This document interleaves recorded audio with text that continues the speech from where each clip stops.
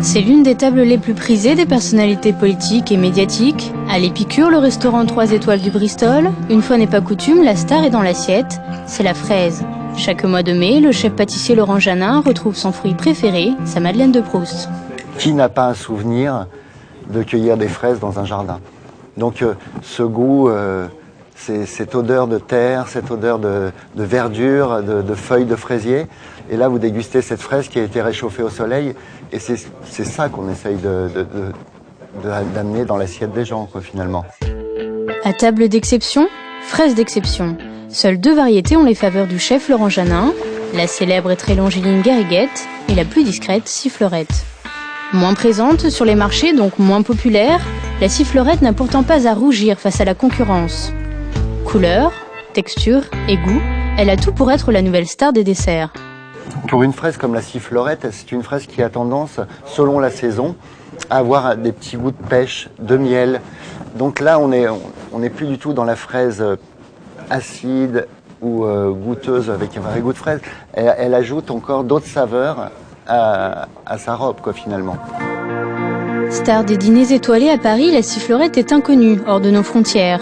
Ce paradoxe témoigne de l'évolution de la fraisiculture française. 8e nation exportatrice de fraises en 2004, la France a aujourd'hui disparu du top 12 des exportateurs mondiaux. Sifflorette, Gariguette, au total, on dénombre une quinzaine de variétés de fraises produites et consommées exclusivement en France. Parmi les raisons de cette exception bien française, le refus des producteurs de standardiser leur production.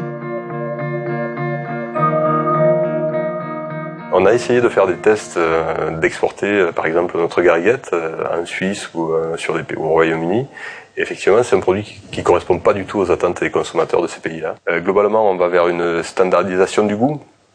Et que nous, en fraise, on a des variétés qui sont quand même très typées et qui ne correspondent pas forcément à cette standardisation-là.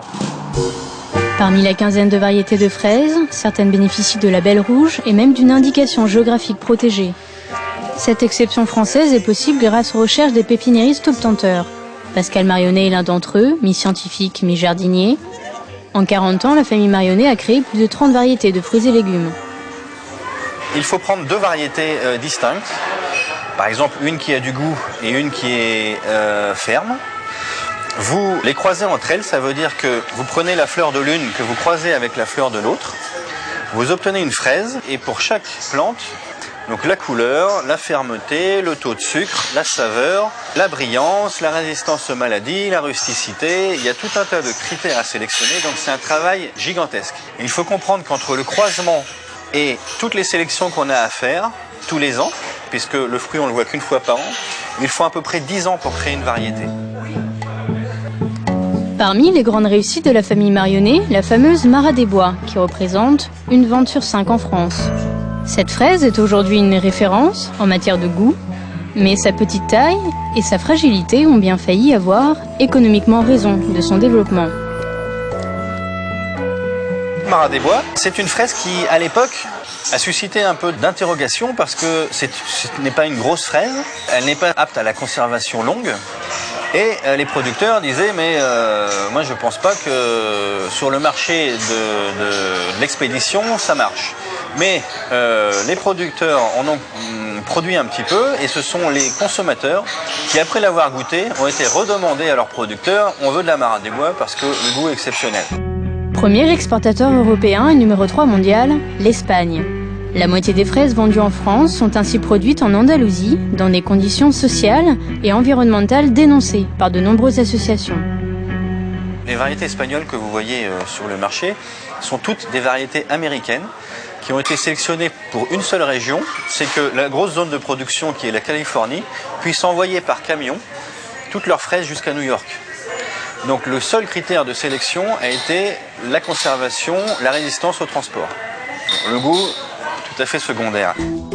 Face à la concurrence espagnole, la filière française a bouleversé ses méthodes de production. Pour augmenter leur rendement, les producteurs ont opté pour le hors-sol. Et pour que les fraises ne touchent plus terre, d'importants investissements financiers ont été consentis. Aujourd'hui, 40% de la fraise produite en France est issue de ces jardins suspendus. Déjà, il y a un confort de travail pour les salariés, puisque au lieu de ramasser la fraise par terre, ben, ils la ramassent debout. Donc c'est quand même un net progrès en termes de pénibilité de travail. Il y a un net progrès en termes de sanitaire également, c'est-à-dire que c'est une fraise qui est abritée, qui est à l'air, qui n'est pas en contact du sol, donc qui a moins de souillure. Et puis en termes de protection également de la culture, puisque c'est une fraise qui est quand même moins soumise aux parasites du sol ou aux parasites aériens. Seules les meilleures variétés françaises ont accès aux prestigieuses cuisines de Bristol.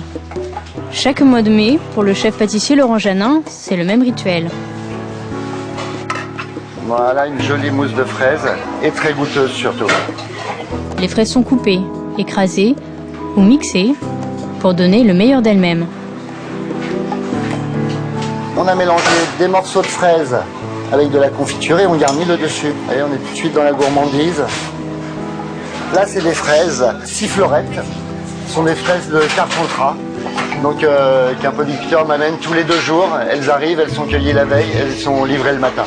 Voilà. Donc elles arrivent de chez Thibaut Pic à Carpentras. Les fraises françaises les plus délicates jouent les résistantes dans un marché mondial dominé par la synthétisation des parfums et la standardisation des productions.